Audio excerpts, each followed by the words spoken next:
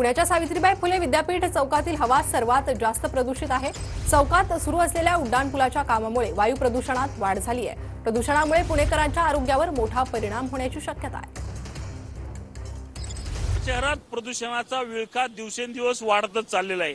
त्यातल्या त्यात आपण पाहिलं तर पुणे विद्यापीठातील हा चौक जो आहे तो आता टॉप हॉटस्पॉट जो आहे तो आता प्रदूषणात झालेला आहे। त्याला कारणही तशीच आहे। आपण पाहू शकतो की या भागात सुरू असलेल्या या उड्डाणपुलाच्या कामामुळे आणि त्याचप्रमाणे मेट्रोच्या कामामुळे या ठिकाणी मोठ्या प्रमाणात वाहतूक कोंडी जी आहे ती होत असते।